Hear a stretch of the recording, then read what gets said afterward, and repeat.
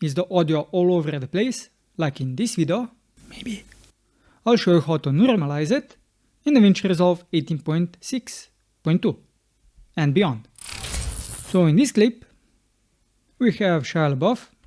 I'll just mute it. As you can see, the audio track is very loud. It's clipping constantly. Like if I didn't have this muted, you would see red lines popping all over the place. But in some cases, the audio is actually normal, like in this section.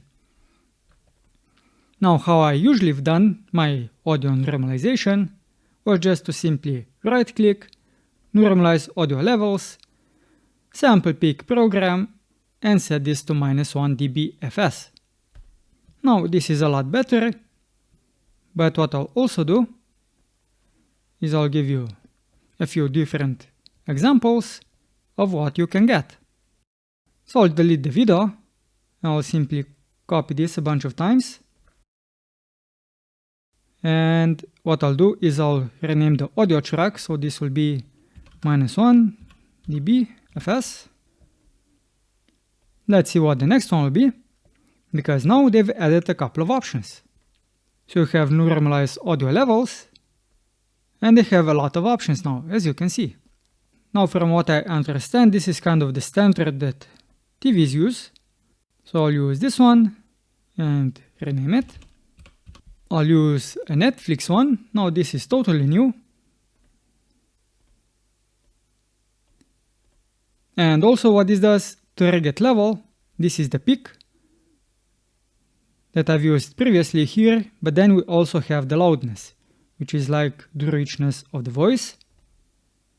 Then we obviously need a track for YouTube. So I'll use YouTube.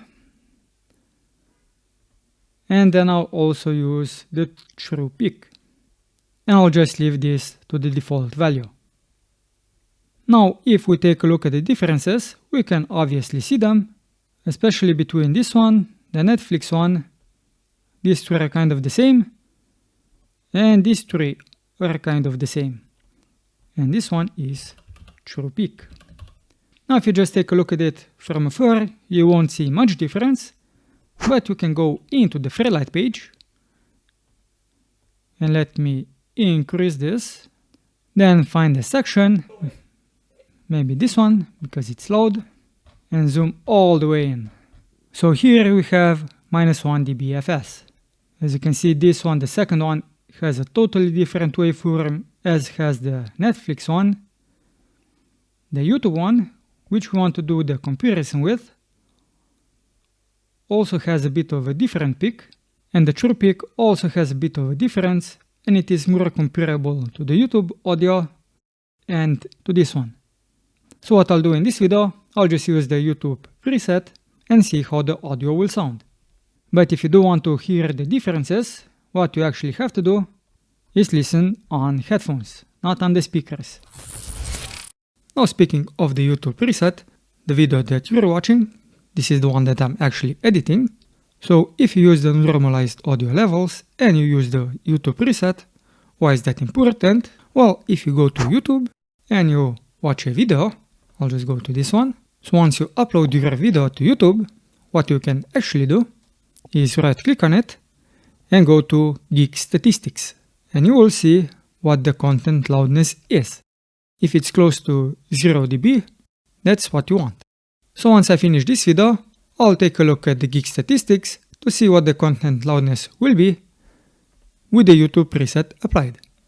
And also one important thing, let's say that in the edit page, you make normalized audio levels before you start editing, and you then go to in the delivery page, because the delivery page also has these options. So you have to change the format to, let's say, MP4, and now you have the audio section, and you have audio normalization. Now you can also normalize the audio in the delivery page, but this will get added on top of what you have done in the edit page. And you can also change the mode to one of the presets that I have shown in the edit page. And just to show you that, I made a couple of exports So this is -1 dB. Then we have YouTube Normalized. I'll just put the audio here. And lastly, we have the -1 dB and the YouTube audio that was added in the delivery page, like so. So if I go to this audio and go to the Fairlight page, zoom all the way in, find an interesting section. Now this audio is not 774, this one is YouTube, and this one is the -1 dB and YouTube combined.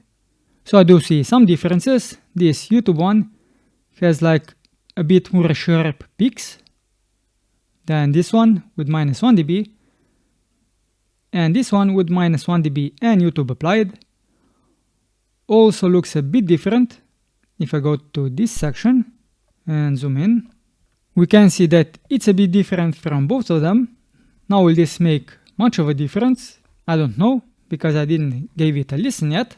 And also the audio file that I've used in this example is just some background noise coming from the street, so no talking, which could give you even more drastic results. That's it for this video. If you found it helpful, you know what to do. I'm Simon, and until next time, Jackal, keep it digital.